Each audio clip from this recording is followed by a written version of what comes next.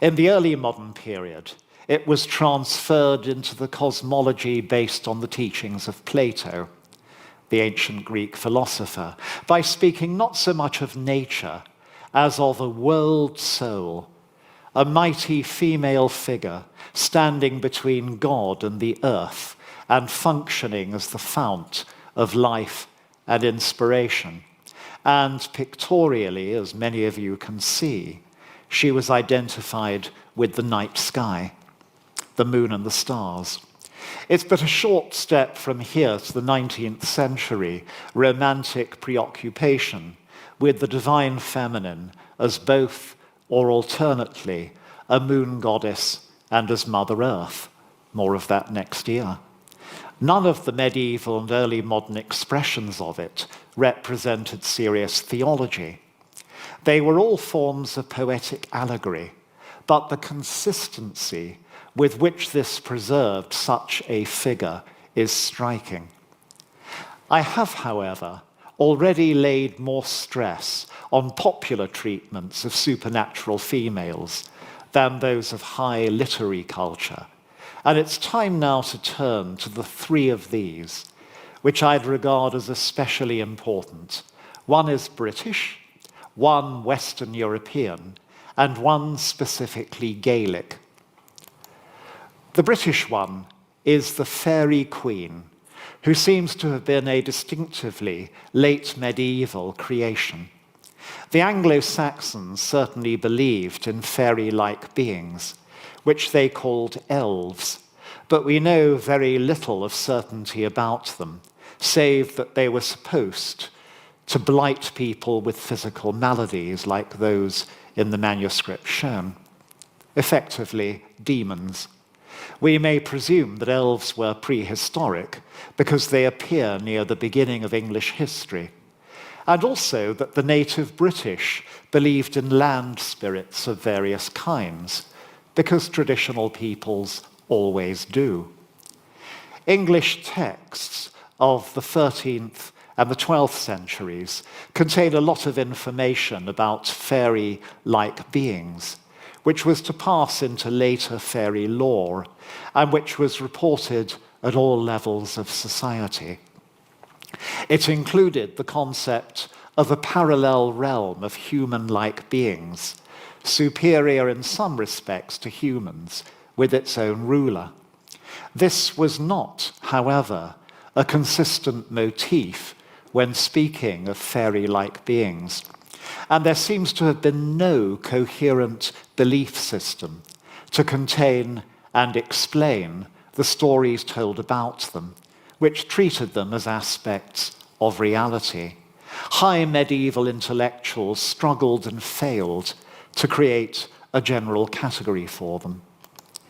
That category was to be created, ultimately, from a different genre, that of literary chivalric romance, which was composed for and consumed by lords and ladies, and represented patently as pure fantasy.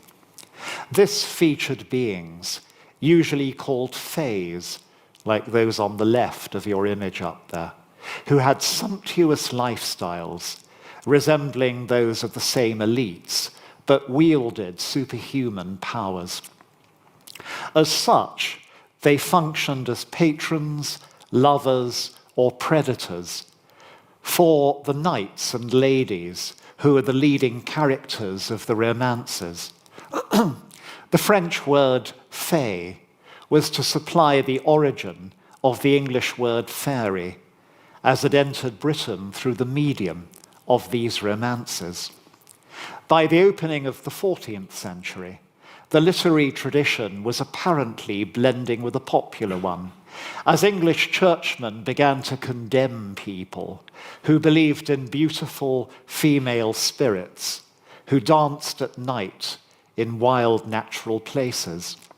The position of a queen among such beings, with or without a male consort, emerged in French and English literature around the same time. The classical goddess Proserpine, the Greek Persephone, had some influence in her development as the most prominent existing model for a divine queen of an underworld. And as such, Proserpine appears around 1300 in the romance Arthur of Little Britain as Queen of Faery, while another romance, Sir Orfeo, of about the same date, has a well-rounded picture of a fairyland, which is also the classical Greek underworld. Orfeo is the Greek hero Orpheus searching for his wife. By the end of the 14th century, the fairy queen, as they shrank into a continental heartland, they also broke into more clearly defined regional forms. A German one in which the spirits remained a leading figure, or had a leading figure, but humans didn't join in. An Alpine one in which they had no leader, and humans could join them. And an Italian one in which they had a leading figure, and humans joined them. So where did this idea come from? The obvious answer, which is indeed the one which has always been made, is that it derived directly from ancient paganism and from the cult of a pre-Christian goddess. This remains entirely possible, but it seems very hard to prove. The names given to the superhuman leader by churchmen from the 9th to the 16th centuries were Diana and Herodias. Diana was indeed an ancient goddess of the night and wild places, but she was a Roman one, with no widespread popular cult north of the Alps, nor did myth portray her as sweeping up human followers. Moreover, when those who claimed to rove with the lady were interrogated by the authorities, it was churchmen who named her Diana, while her followers gave her other names associated with abundance, generosity, wisdom, and stateliness. Likewise, it may be, as Carlo Ginzburg thought, that the churchmen concerned were influenced by classical learning, or it could simply be that Diana is the only pagan goddess found in the New Testament, and indeed the only European one in the whole Bible. And for that matter, Herodias is the wickedest woman found in the New Testament, and a 12th century legend actually explained how she came to develop from her biblical persona to become the leader of the night rides. The great French scholar Claude Lecouteux proposed the Greek Hecate as the ancestor of the medieval lady. She was associated with the night, witchcraft, and the dead, and known to the Romans. However, she was never portrayed as the leader of a retinue of earthbound spirits. Recognizing this, Carlo Ginzburg proposed two other contenders, both of which had enjoyed huge popularity under the Roman Empire, with an epicenter in just the right place, the Rhineland, for the appearance of the medieval myth. One of the goddesses proposed by Carlo Ginzburg was Epona, goddess of horses, Geoffrey Chaucer. Some existing romances were reworked to accommodate her. For example, a French romance from the 12th century, Sir Launfal, had starred a beautiful and mysterious Faye who aids a knight. In a late 14th century English rewrite, she becomes explicitly the daughter of the King of Faery, redressed in what was becoming the signature fairy colour of green.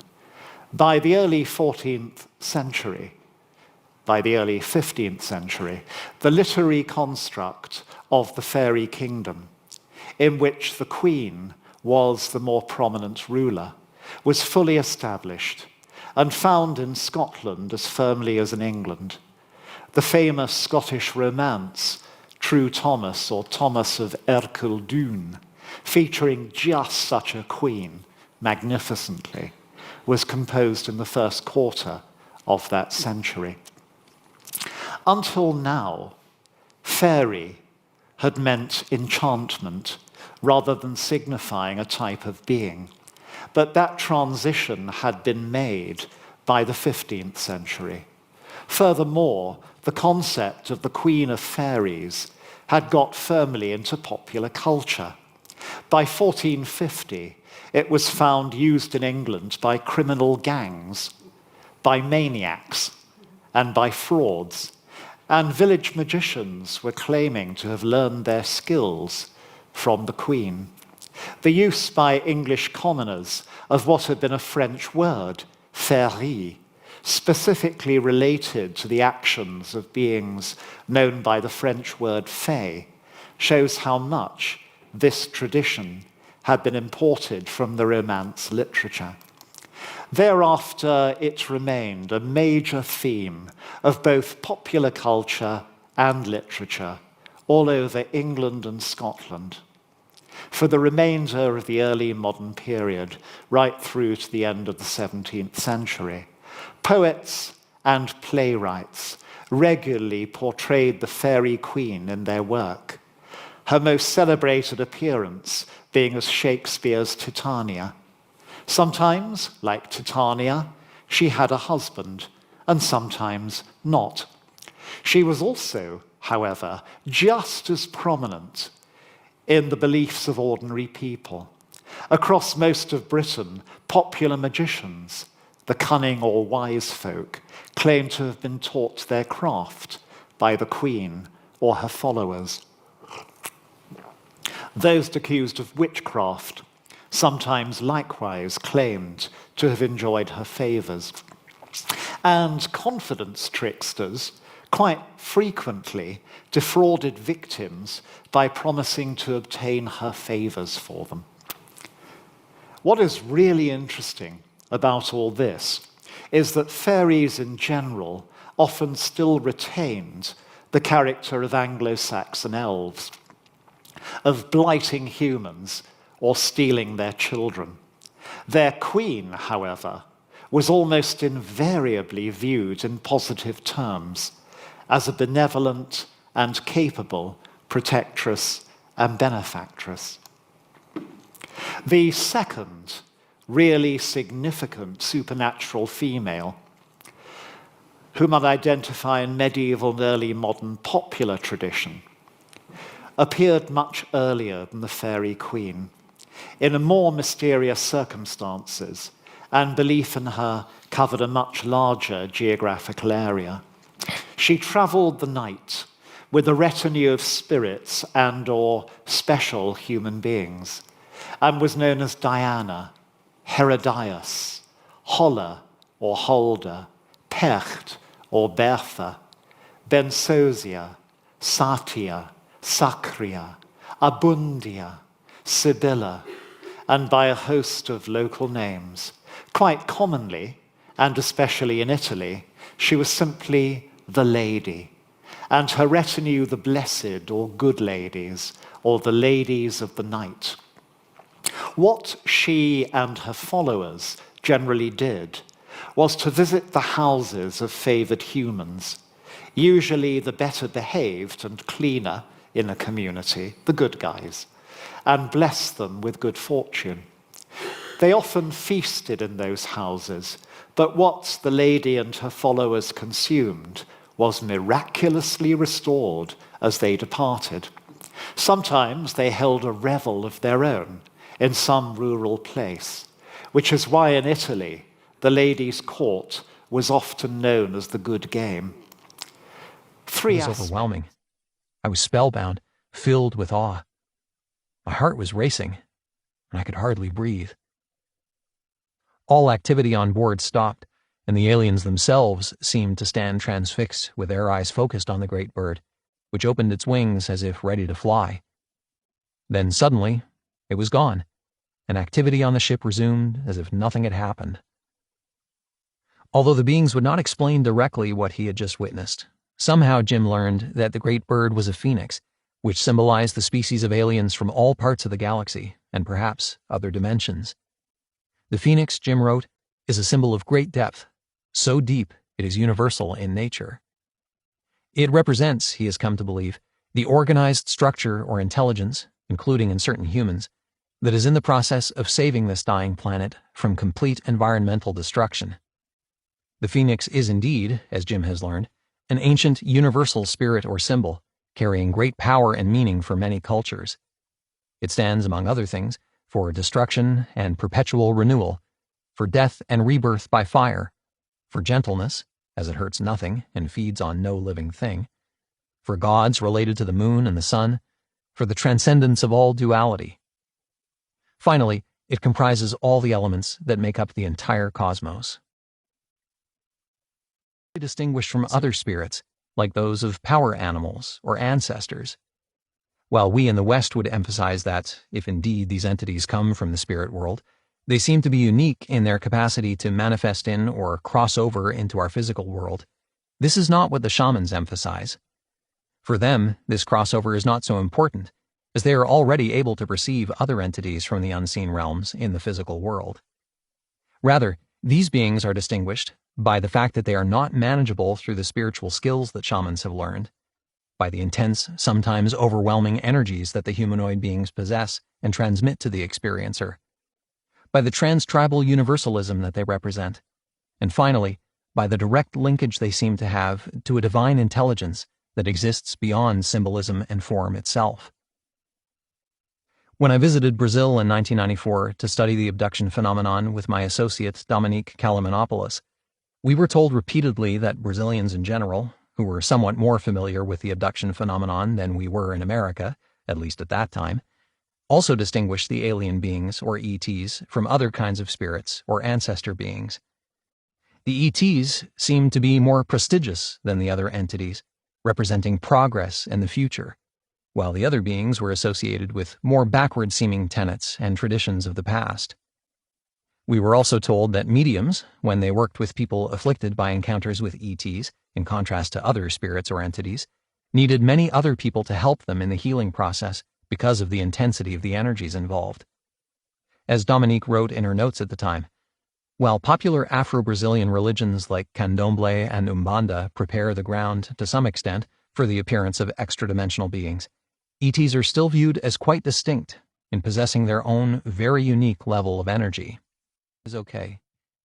They're in peace. Nothing is wrong. But Peixoto remained concerned that the contact might begin a process that would harm them.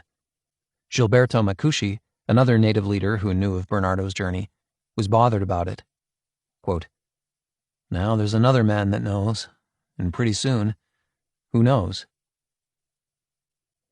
Bernardo's encounters with the Akuyas have played an important part in the expansion of his awareness and a sense of the scope of his responsibilities. The Akuyas are closer to the Great Spirit than we are, messengers, he says, and their non-local nature relates directly to his broader definition of his purpose. As in the case of Yahweh in the Bible, he says, the energy of the Great Spirit is too much for us to take, so messengers, like angels, are sent to help us understand. The Akuyas are coming now because they are conscious that we as human beings in this planet are destroying ourselves, and they love us and wouldn't see this happening.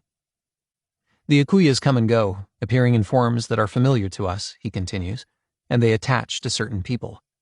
But they don't want to impose on us, he suggests. The Akuyas and other Apus are on another level and bring knowledge and understanding, he says, especially of our connection to each other and to the earth, and of the fact that we are just one part of a big, big whole.